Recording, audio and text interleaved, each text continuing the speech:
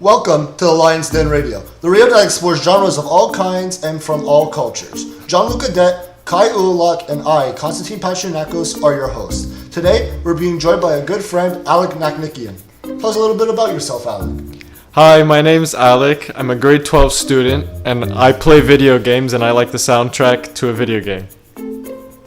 Alright, introductions aside, let's talk about today's topic. Today we'll be discussing our favorite soundtracks from all kinds of media. We're going to share one soundtrack of our choice and talk about why we like it so much. So, who wants to go first? I'd be totally okay with going first. I mean, I have a lot to talk about for this soundtrack. It's one of my favorite soundtracks. No, it actually is my favorite soundtrack. I just know a lot about it, and that soundtrack is the Doom soundtrack.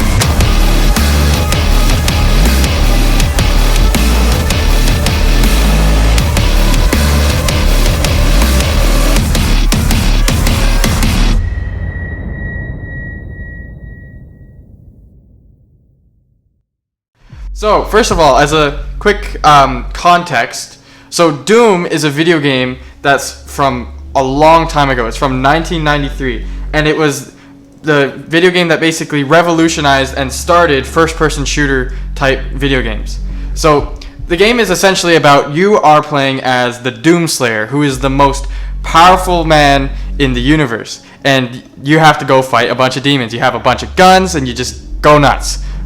Okay, so that's enough background. Let's talk about the amazing soundtrack that has become arguably one of the most famous soundtracks ever and is arguably more famous than the game itself. Surely you've seen a meme or two of when the Doom soundtrack kicks in. The soundtrack is impeccable and fits the game perfectly with its powerful mix of synths and metal music. You truly feel like you're in hell.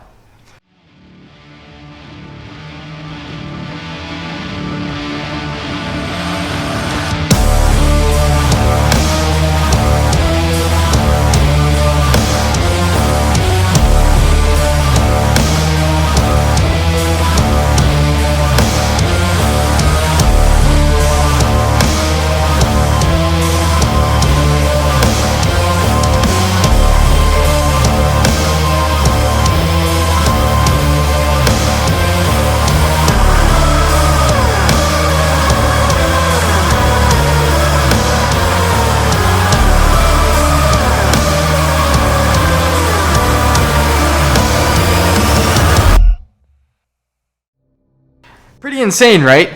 It's an absolute power experience that supports the gameplay like no other. But this just doesn't match just the gameplay in its sound, because the parts of the songs are also procedurally chosen based on the happenings in the game. To summarize what that means, imagine you have a bunch of little segments of a track between 10 seconds to a minute long, all stored in a container. Now, depending on which level you are playing and what the player is doing, a different part will be selected from that container. This means that the music will always enhance the experience. For example, let's set a scene. You are wandering around Taras Nabad, looking for secrets and exploring the ruins. During this time, slow, ominous music plays to tell the player that they are not currently in conflict, but also not necessarily safe.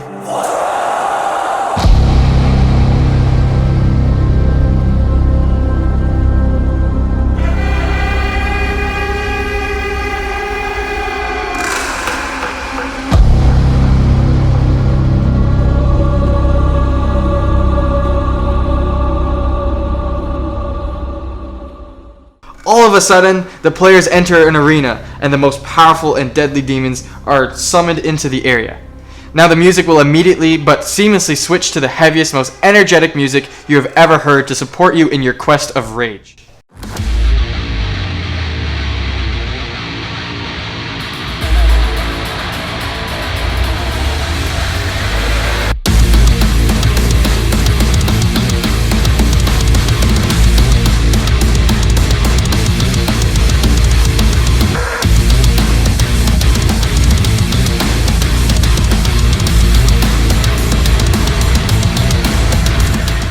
Next thing you know, you've killed the most and the biggest demons that have lowered the threat.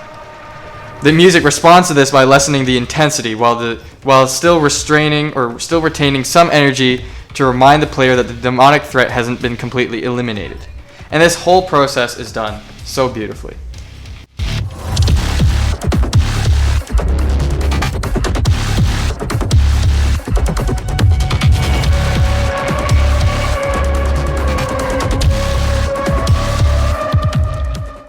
So, you may not be the biggest fan of extreme violence or metal, but you have to at least appreciate the complexity and the execution of the composition, which elevates the game to new heights. So, what's Mick Gordon's process exactly? So, I was watching a presentation on a YouTube channel called the GDC, which is the Game Development Conferences. And in that presentation, Mick Gordon goes on to talk about the soundtrack and all that he did for it. So one of the first and most surprising prompts that he got when it came to how he should make the soundtrack was that he was originally told no guitars.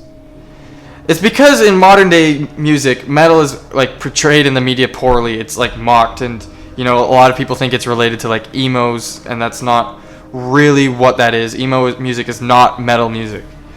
But no company wants to be associated with that. So instead, Mick Gordon decided to take it upon himself to create truly evil, synthy kind of sounding music, right? And he used this by using an advanced software and feedback using a mini amp. And he learned a very important lesson. Change the process, change the outcome. So to make a truly unique soundtrack that nobody's ever heard before, all he needed to do was create a completely unique process that he had never done before. And then that is how he made a soundtrack that nobody has ever heard before.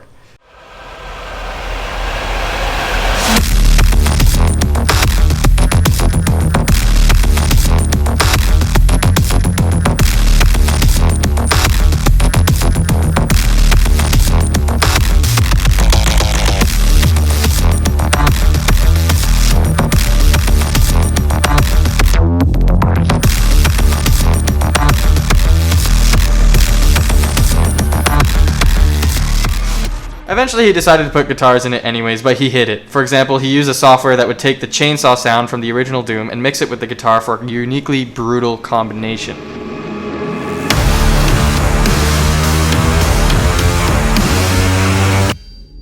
He kept taking it further and further until eventually we had the Doom soundtrack that we know and love today. So, let's briefly talk about then the Doom Eternal soundtrack, which is the game that came right after. So just like the game itself, Mick Gordon was looking to take everything to the next level, increase the speed, incorporate heavier riffs, and of course use a lawnmower. That's right, a few tracks in this one feature a lawnmower and heavy distortion. I guess that's what happens when you're working from home during quarantine and your neighbors being annoying. Even further, Mick Gordon decided to implement the world's very first heavy metal choir. The visceral, brutal vocals in an ancient language add to the soundtrack's experience in some of the best ways.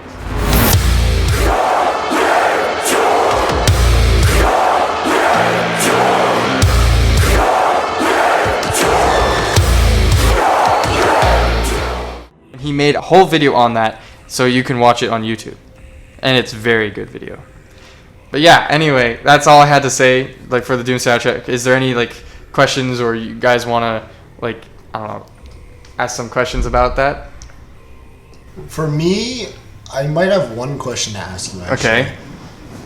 The question being, regarding the whole Doom soundtrack, do they repeat songs, or do they make a new song for each individual area, for example?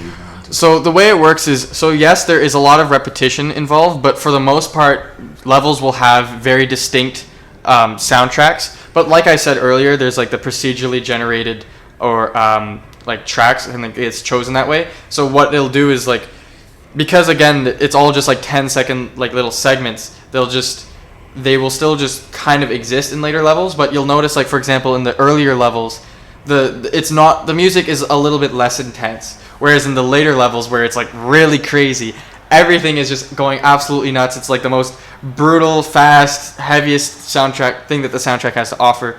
And so it's always reflecting the gameplay however it can through the music. All right. Amazing. Do you have any questions, Alec? Yeah.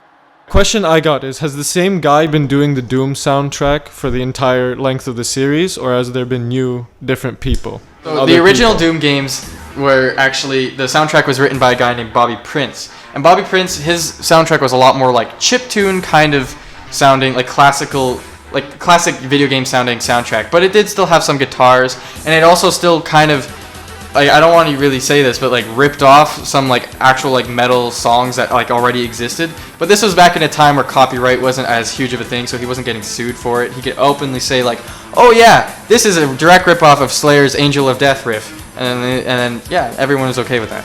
So it was Bobby Prince who did the soundtrack for the first two Doom games in 1993 and 1996, and then Doom 64 on the Nintendo 64 in 1998.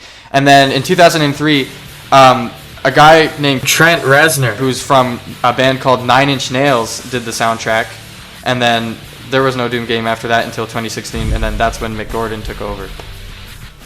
So for all you listeners out there, if you're looking to see what this experience is really all about, I mean, of course, the best thing you can do is buy the games and play the games. But if you just want to check out the soundtrack, I would recommend you listen to BFG Division.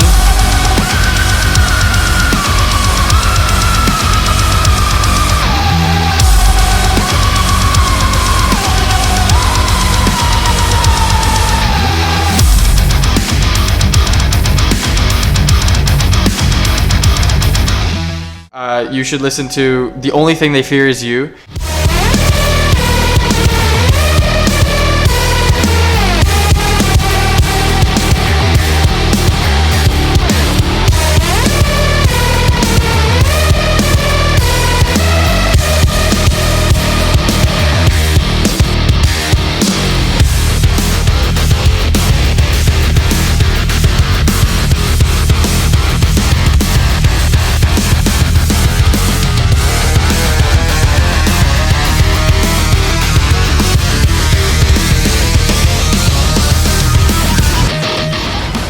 You should listen to Hellwalker.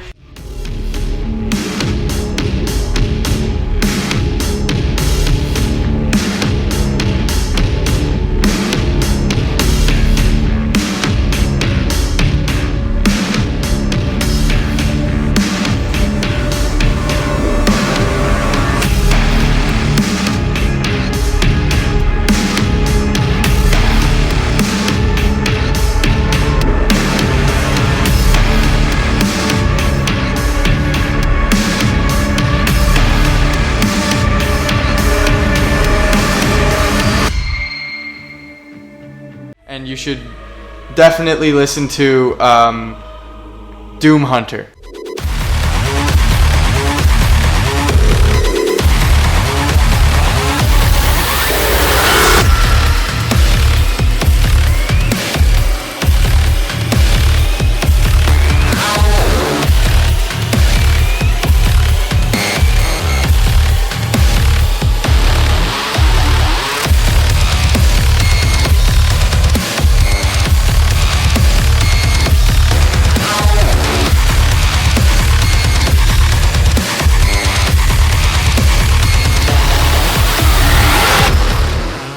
I think that would be, those are some great ones. They give you a good all-rounder of what the soundtracks offer, both in the electronic elements, the heavy guitar elements, the heavy metal choir elements. Oh, and also, if you want to check out what soundtrack actually used a lawnmower instead of a guitar, check out Cultist Bass. That one's a very good one as well.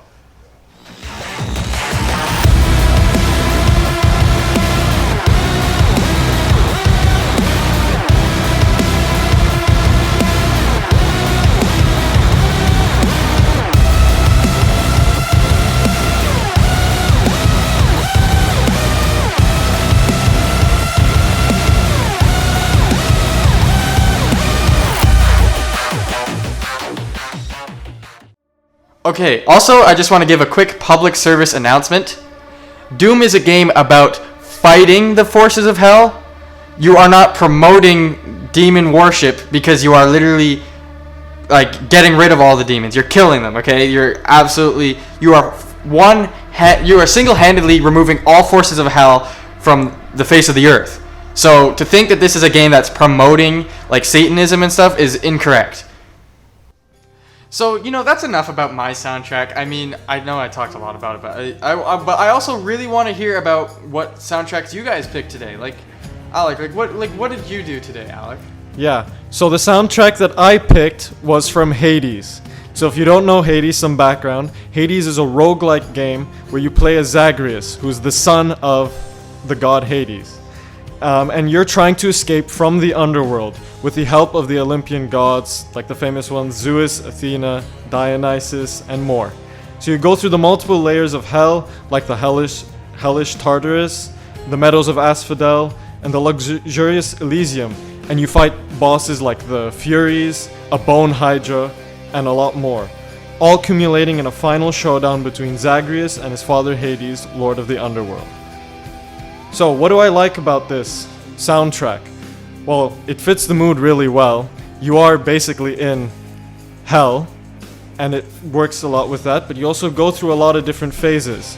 Again, you go in Tartarus, which is basically the equivalent of hell in the Greek mythology, but you also go through Elysium, for example, which is a luxurious place for the best of warriors to go to. Also, it has a lot of Mediterranean riffs in it because it's set in ancient Greece.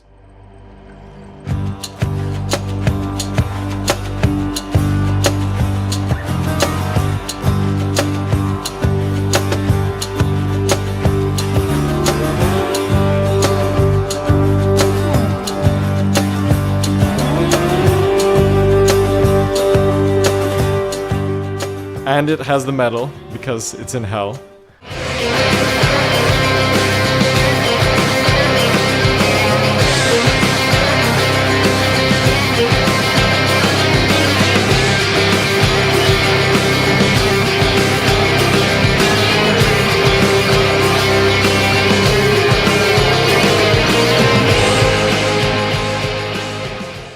It also has some rock in, and overall it accumulates to make a really nice soundtrack. So to know about who made it, it was made by a guy called Darren Korb. He's 39 years old, and he's worked with the company who made Hades, Supergiant, for a number of years, making their soundtracks for a lot of games. He does a lot of things besides just making their soundtrack, so he actually voices the main character in the game, and also sings for the voice of Orpheus. And if you don't know anything about Greek history, he's a legendary hero who's known for his music and is the musician of the Hall of the Dead in the game.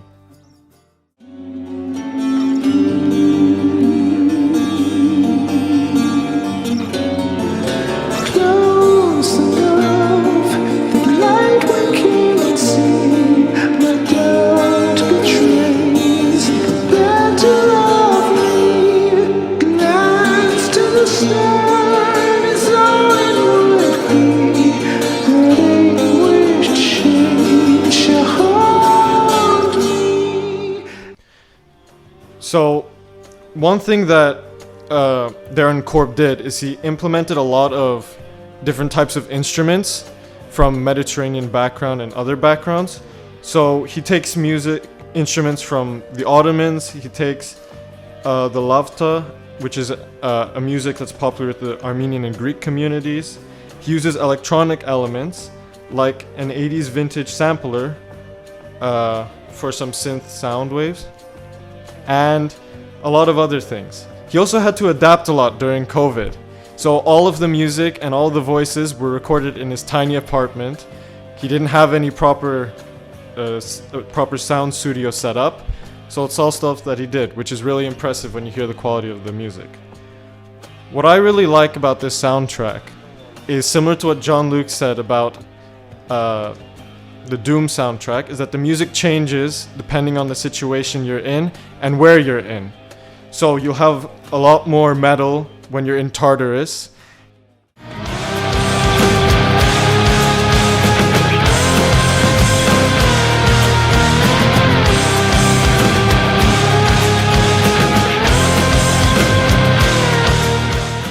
Meanwhile, when you go up to the surface, once you escape, you'll have a lot more ancient Greek and Mediterranean music.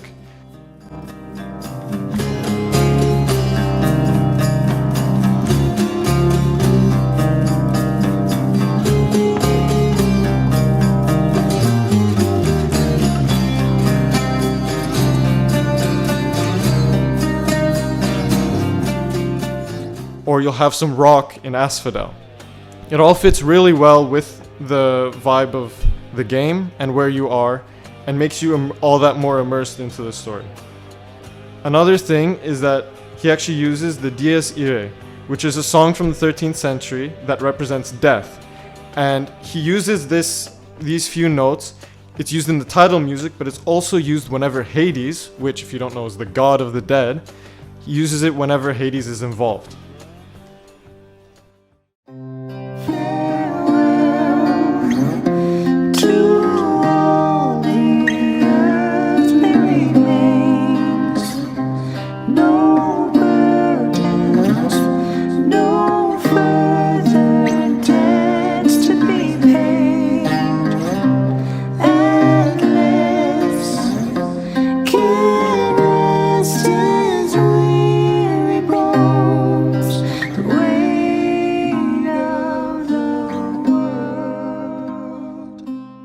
Okay, so you mentioned 3 notes.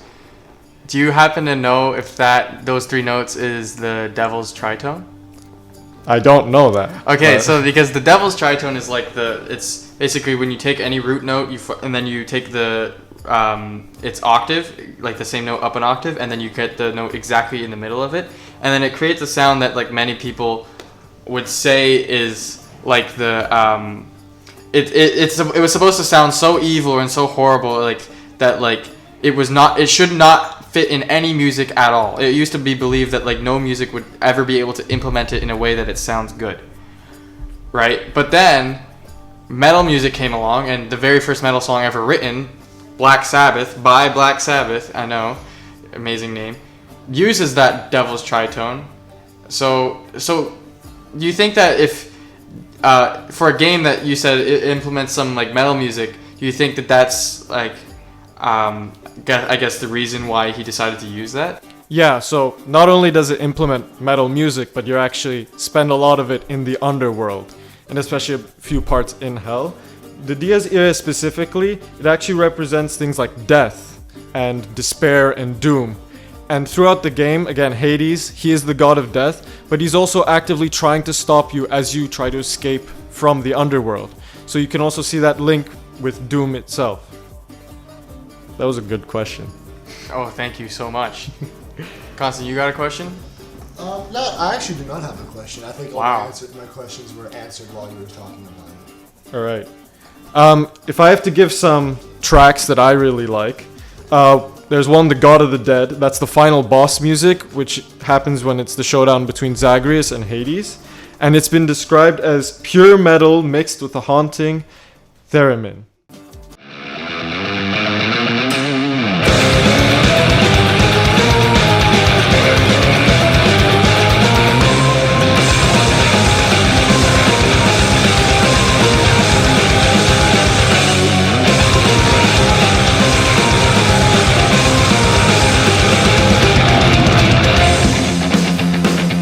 There's also the King and the Bull, which is the second last boss fight. That's the one just before you reach the surface, and you fight 2 very famous figures in Greek history, which is Asterion, or the Minotaur, who was locked in the labyrinth, and Theseus, who's a renowned Greek hero.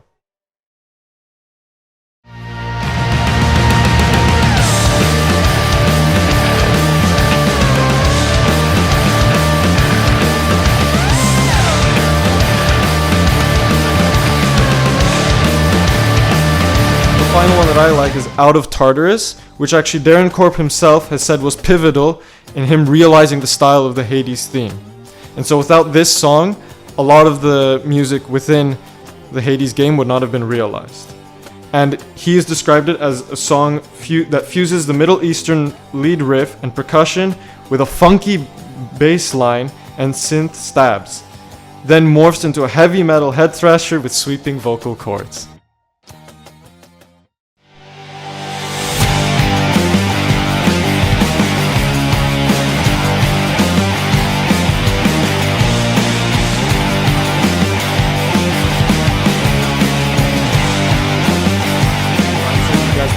That sounds pretty awesome. That actually does sound really That does. Wow. I definitely should check that out. And what exactly, like when you listen to this soundtrack, like let's say you're listening to this soundtrack, but you're not playing Hades, but like let's say you're just listening to it on its own. what would you be doing while you listen to this soundtrack? Well, again, depends on what soundtrack you're listening to. The boss music, for example, that might be, I don't know, if you're working out, you could do that, or for any physical activity. But they also have a lot more chill songs. So, for example, the House of Hades itself, which is sort of the hub of the game, Sure. it has pretty relaxed music because you're kind of just chilling, talking to the other characters that you meet along the way. So you could use that if you're doing like homework or something, or you just want to vibe to the music.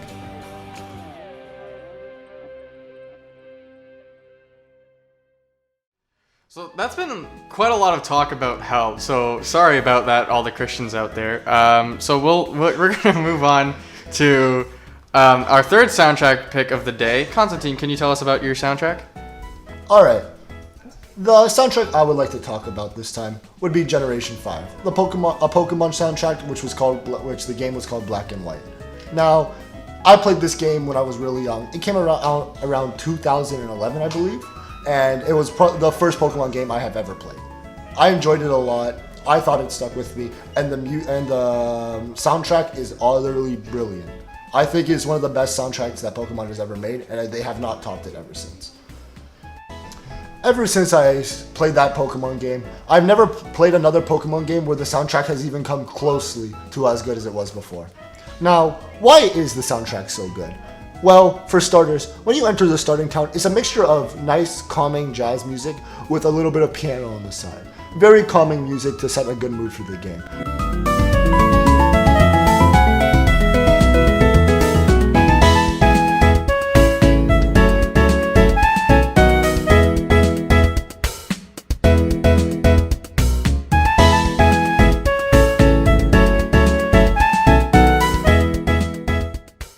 However, as most Pokemon games go, you then get your first Pokemon, your starter Pokemon, and you go into the wild.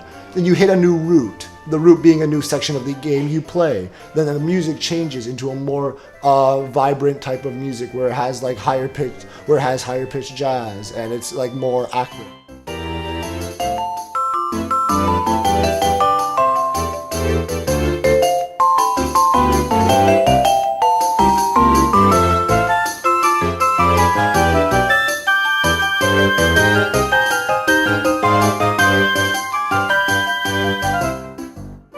Then, when you enter a Pokemon battle for the first time, the music changes to a quick-paced, energetic music, which gets you set up for the whole battle that you go through.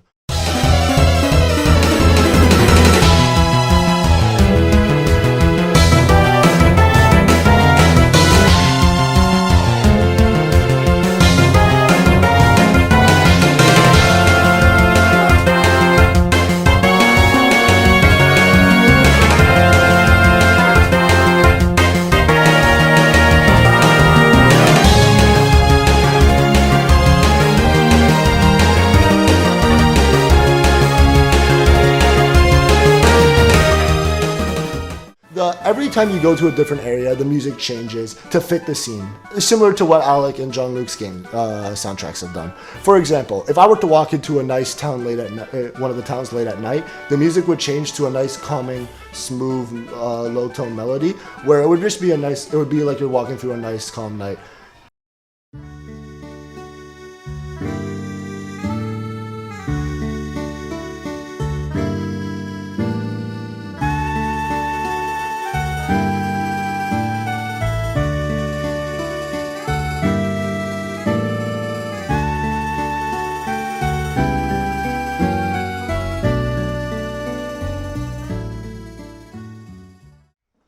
And for example, when you first meet one of the legendary Pokemon for the first time, the music switches to a more holy, angelic-like music, much calmer, however, a lot more... Like you're ready for a fight. Vocal based? It sounds vocal-based, but it's actually not vocal-based. Like, it sounds... Yeah, basically. Opera, yeah, opera. It sounds mainly like opera. Just said when I said the power. Yeah. I said operatic. Which is the same Oh, thing. I think... describes... That's why I agreed with that, and then that's exactly And then you were what like, it is. oh yeah, opera, yeah. Anyway, Anyways, Joe Rogan's podcast. yeah. let's go, Joe Rogan. Yeah. Then, of course, when you enter... oh, wait, are we still recording? Yes. And then when you enter like thriving city in the morning, when there's like everyone around, the music switches to a very high intensity, like energetic, upbeat music. Exactly. Where basically you would walk in and it would just sound like you're in a party.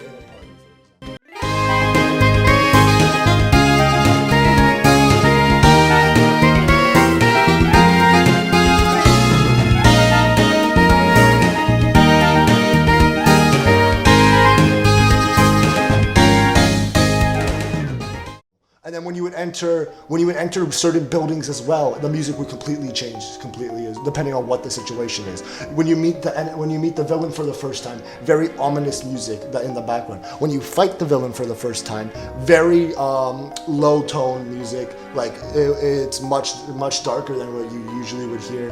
And then when trainers are when you're interacting with all the NPCs, the music changes as well to shift for what the scene is. When cutscenes are happening, the music will also change again to fit for what the theme is. So it has a lot of different music for a lot of different settings in the whole like overarching game. They even had like I think it was a low health theme for the battle, where it's like when you hit low health, then it changes to become more like jumpy because you're about to die. Similar to every Pokemon game beforehand, when you would hit low HP on your Pokemon, which red HP depending on whatever stats your Pokemon has, it would then switch to a completely different theme. It sounds very like, okay, I'm in trouble. I have to start focusing or make sure nothing happens.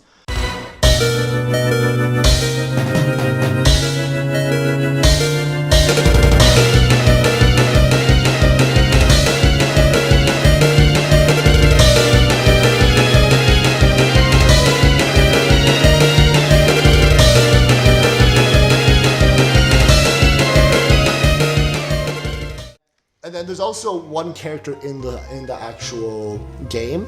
Like he's not really technically a bad guy, but he works for the bad guy. His name is M, and he's one of the people at the end of the game who controls one of the 2 legendary Pokemon from that said game. Now, when you first meet him, he seems like this really nice, empathetic person who really just when the music goes along with that as well. Where basically, you remember when you first meet him. Basically, wasn't he a bit? Like, because he was talking about like, oh, I can hear what your Pokemon say, and the music was kind of like off because it's like, oh, he's a good guy, but the way he's talking is kind of but the music weird. was also very calming at the same time when you first listen to him. However, when you meet him for the final time, when trying to capture one of the 2 legendary Pokemon, the music just completely changes. Like it goes very fast paced. Like you don't expect the battle to happen.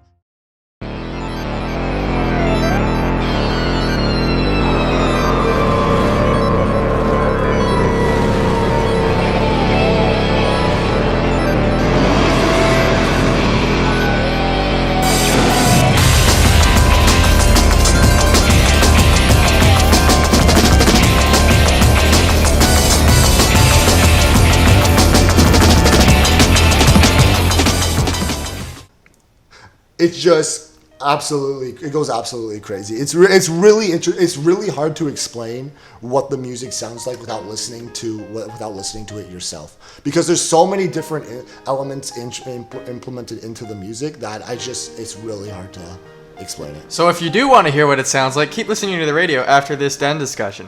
Exactly. We'll be posting a lot of the music that we talked about today on the radio station. So tune in. Now, I also wanted to talk about probably my favorite theme in the entire franchise. No, not franchise, just game. Soundtrack. Okay. Soundtrack, exactly. It's actually End's Farewell. The same character I was talking about, but this is at the end of like when you beat him and then he just disappears. For example, like this music goes from like the most hardcore music like for a Pokemon game. It goes to hardcore for a Pokemon game. We just talked about the Doom. Exactly. We talked about Doom and Hades. Like you're not gonna tell the most hardcore soundtrack you'll ever hear. For a Pokemon game. Let's go. For a Pokemon game, it goes from really intense music to just silence for a few seconds, and then just really low tone.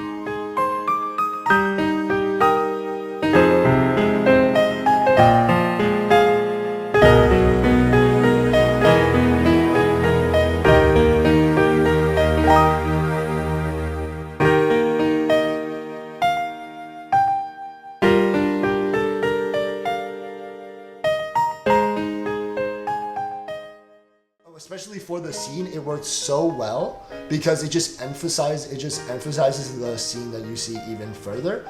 And it just, and with the music, the soundtrack design, which again, like I said before, was just perfect for this game. The music is very catchy. There's different types of music you can listen to in your everyday life. For example, if there's some songs on here that you can do while working out. There's some songs you can listen to if you're trying to sleep. There's some songs you can listen to if you're just trying to relax. There's some songs you can listen to if you're trying to party. I'm actually very impressed with what they did for this soundtrack, because on the other games before, they would have the same theme for the soundtrack for multiple soundtracks each time. For example, if like the main battle theme you would do for Generation 4 would be the same for almost every single route. However, in this game, when you would battle a Pokemon, it would, depending on the route, it actually would change, which is really interesting. Do you know who is the composer of Actually, the soundtrack? yes, I was going to mention that as well. There's actually 4 composers for the soundtrack. Their names were Shota Kageyama, Go Ichinose, Hitomi Sato, and Junshi Masuda. They aimed to create music that would be fitting for the new region, which is called Unova, by the way, as well as more atmospheric and emotional pieces for important story moments. Overall, the music in Pokemon Black and White is designed to enhance the player's experience and help immerse them in the game's world. That sounds really interesting, Constantine. And I just want to know, can you give us 3 different tracks by name that we should go listen to get a good idea of what the soundtrack has to offer? Yes, actually there is. The first one I wanted to talk about is called Emotion. It is a soundtrack that is played when basically a high intense moment is happening in the story, for example. It really does captivate what happens in the story, but it's also a very good music to listen to.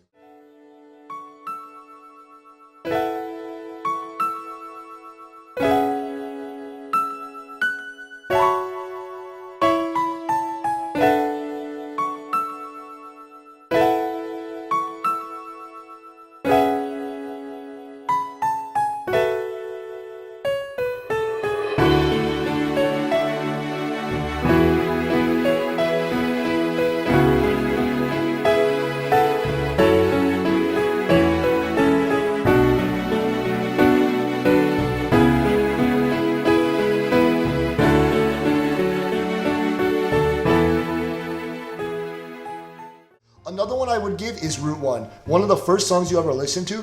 Very nice, calming music, and it honestly does captivate the entire game pretty nicely into that one. So.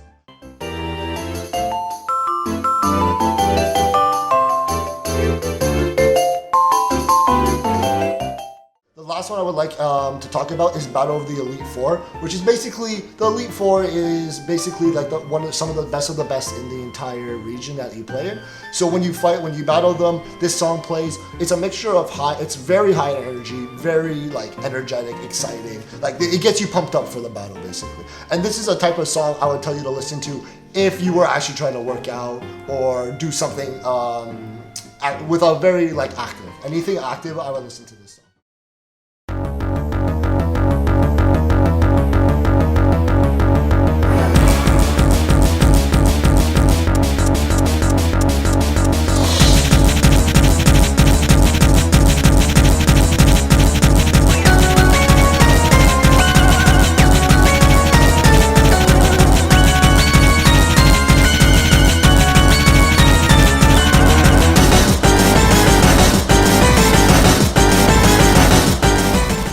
Those are the 3 I would personally recommend. There's a lot of other ones as well that work with many different scenarios in your life that you would like to listen to. Okay, thanks so much. Any other questions?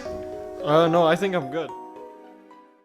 Okay, so then now we want to talk about, just very quickly, we want to talk about arguably the greatest video game soundtrack ever created, and we all love it, we all know and love it. The Minecraft soundtrack. And if you don't know what the Minecraft soundtrack is, then what are you doing with your life? Go listen to it right now. Why are you living under a rock? Yeah, exactly. Thank you. Right? So, Minecraft, if you didn't know, is the greatest... not the greatest. It's the most successful video game to ever exist. It's the most profitable one, just barely beating like Tetris and Grand Theft Auto 5. So...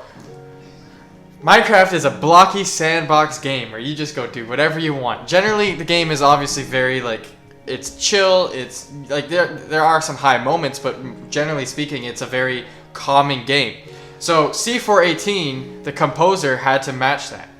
And you know, the story of C418 is a pretty interesting one, because when you think about it, you have this guy named Notch, that's his username at least, who's he's an indie developer who's creating a game that he doesn't think is going to be very successful. All his past games were really unsuccessful, and this is his last attempt at trying to make something good, right? So this Swedish game developer then hires a German composer, C418, just commissions him to make a soundtrack for his game, right? So C418 realized really quickly that it does not make a lot of sense to play music in certain parts or certain like biomes, like parts of the world, or in certain scenarios, because it just doesn't really work with how unpredictable the game is. Because the game is not very scripted, it's a lot more just anything can happen at any time. So he realized the best thing to do is he's just going to make a game that he's just going to make some music that'll generally fit the soundtrack, generally fit the game in all aspects, that'll just play occasionally, right? And of course the music's just mostly piano, and you got some like electronic-y bits in there, and it's just one of the most calming and most nostalgic soundtracks ever.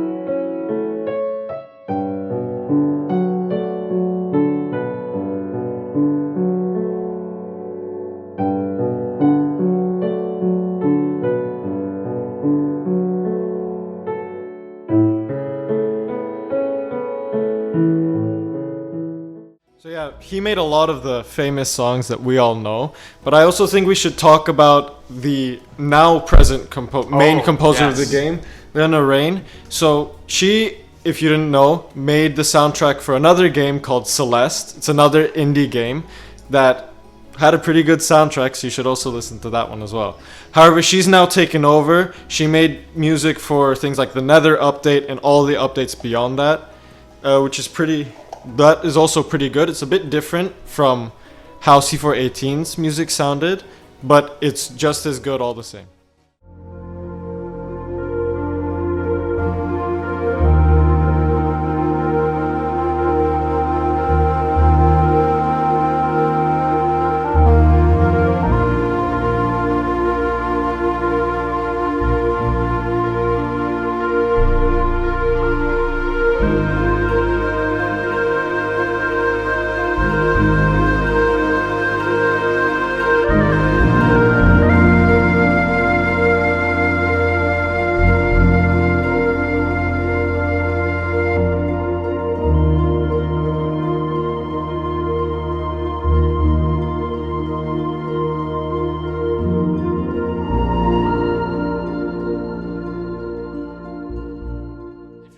Why they switched composers, it's because originally C418 owned all the rights to his music. That was the deal that he had with Notch, right? That he would get all the rights, right, and it would just get put into the game, right?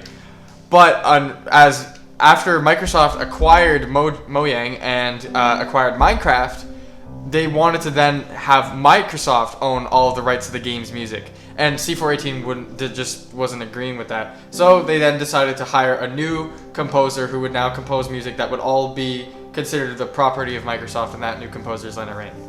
But again, both soundtracks are so well done. They're both so, like, they perfectly fit the game, and you gotta love it.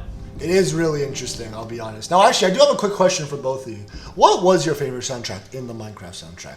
Like song? Yeah, exactly. Well, I think my favorite, is just Sweden. Like the track is called Sweden. It's a very good one.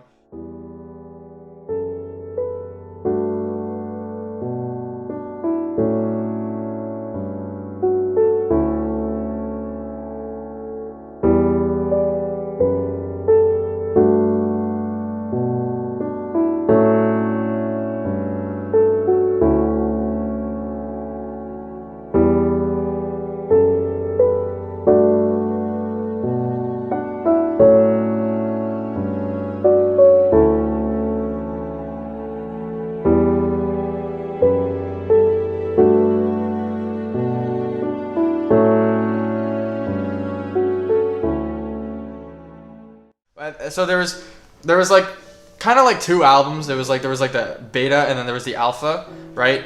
And the I think it was the alpha. The alpha one was, I think, it was like the second one, and it was like a lot more. There was a lot more elements and a lot more like I guess nuance, you could say, in the music and how it was written, right? So Sweden was like the more classic, just like mostly piano, a little bit of electronic bits, but like barely any, right? But then if you want to listen to like one of the more like the one from the alpha, I would totally recommend Haunt Muskie.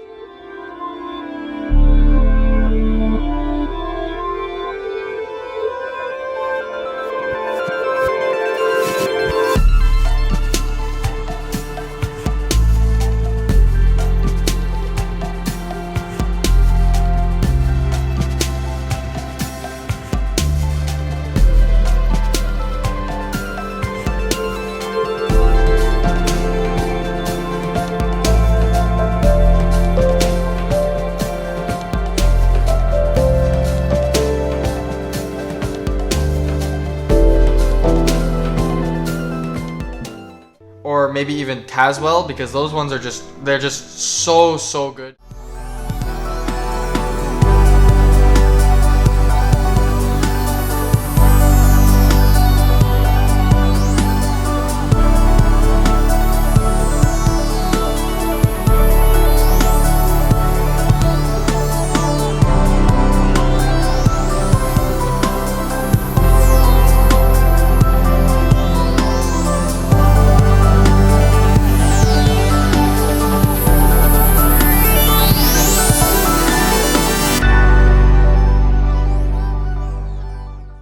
I think they're maybe lesser known, but like if you've played the game and you hear the tracks, you'll know exactly what I'm talking about, and you're gonna be like, oh yeah, that was a great one.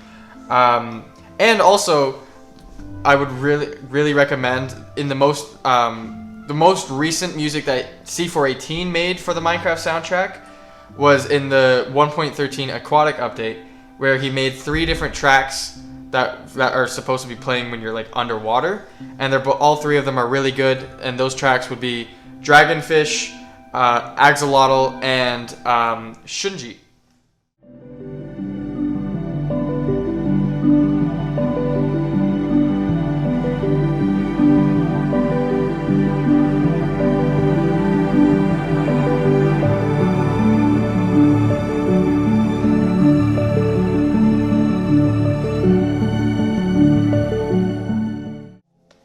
And for me, I really like Area Math. That's one of the alpha ones. That's actually a song that plays when you're in creative mode.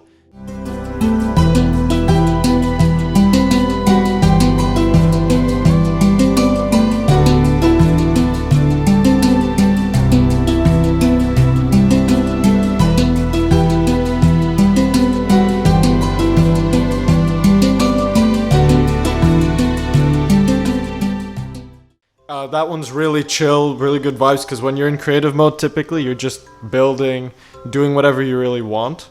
I also like from Leona Rain, Pig Step, if you haven't Let's heard. go, Yes, Big Step. sir! That's actually my favorite soundtrack, I'll be honest.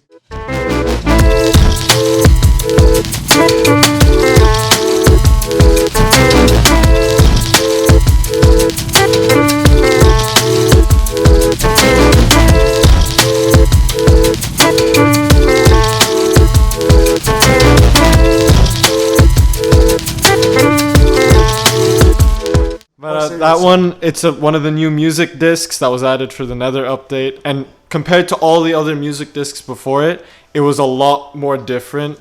Wasn't as much of a chill song. It had a lot of elements to it that I really like, so you should listen to yeah, speaking of music discs, so yeah, in case you didn't know, Minecraft also has record players and records that you can collect in the game, and you can play them, and they all have unique songs that only play when you play those records, and they're like kind of like collectibles.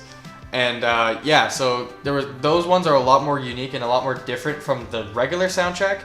And like as Alec was saying, Lena Rain released the first thing she actually ever did before she started creating just like most of the songs. The first thing they did was they just added one disc in the game that she made called Pig Step, and that one is really, really good. Another really, really good one is Other Side, which was released later. For the Caves and Caves and Cliffs update. Yep. Yeah. But another thing I actually want to point out though generally about the music is that it really fits even with like the biome and the dimension that you're in. So again, the overworld, it's pretty chill, especially when you're on the surface. Typically you'll just be exploring, maybe building or doing other like small menial tasks. And so the music will generally be pretty relaxed. Like I said, in creative especially, you'll get really relaxing music because again, when you're in creative, you usually will just spend your time building. When you go underground, however, especially if you have like the ambient sounds on, you'll have a lot of more maybe creepy sounds that can be added, which sort of gives that idea of you're going underground into a dark, unknown place with a lot of mobs, but also a lot of treasure for you. Then, for example, the end, I really like the soundtrack going over there because when you're just wandering through the end, especially with the new update where you're like looking for the elytra and stuff like that, the music can become almost, it's off compared to the music that you have in the overworld, but that makes sense because it's sort of this barren wasteland with only the Endermen wandering around.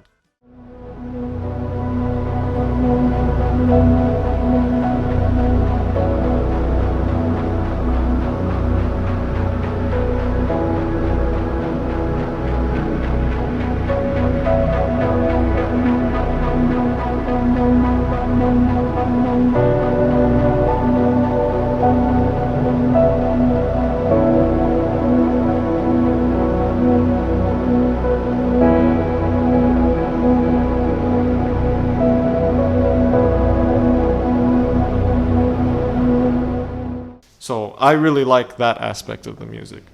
Actually, I want to touch on the point about the biomes as well and what different dimension you're in. Pigstep, I feel like works absolutely perfectly for the Nether. I feel like it is probably the best part. It fits perfectly. Really think about it, for example.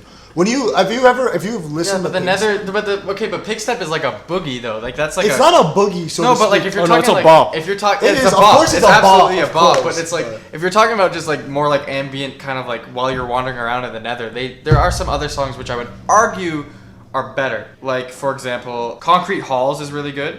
But yeah, and then also as Alec was talking about, there was the end, and in the end, there's actually one of the pieces in the end is literally called the end, and it's like very ambient and very creepy, but it also takes the Minecraft theme, like the actual official Minecraft theme, and it like really makes something really weird and unsettling out of it, and it's perfect for the dimension.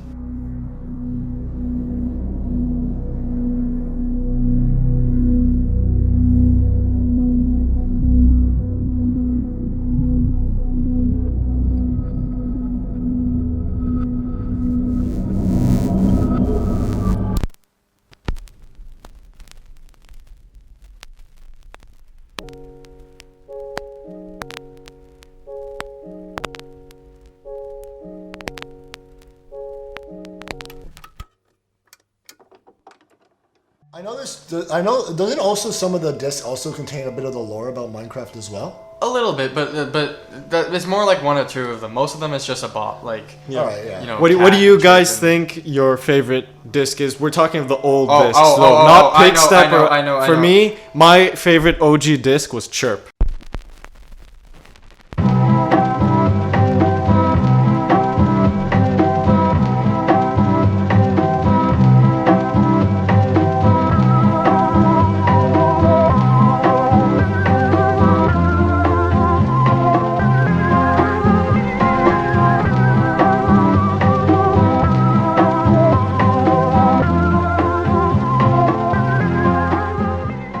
Yeah. No. That's the basic answer. Okay? I know that's the basic If answer, but you that was for me. Actually, listen to them all objectively as what is objectively the best.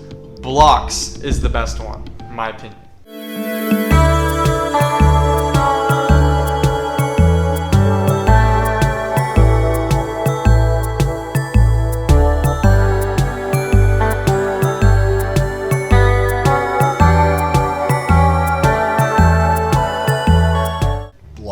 Blocks. Blocks is also you can't a really even good. picture it in your head. That's true. because But no, you don't even Blocks think is about actually it. a really good Blocks one, is and a I really agree. good one. But Chirp was the one that I Chirp is the liked one- for a Chirp long is actually time. my second so favorite. that's why for me, Blocks is second, Chirp is number one. But both of them are really, really good tracks.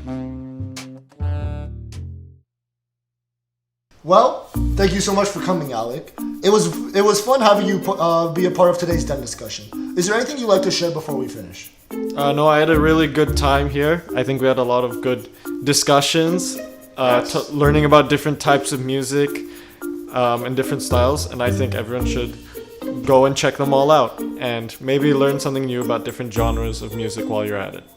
All right. Well, thanks again for coming, and everyone listening. Thank you again for listening. I hope you have a great day. Take care. As a result, the music in Pokemon Black and White features a mix of upbeat and energetic tracks for battle and exploration, as well as more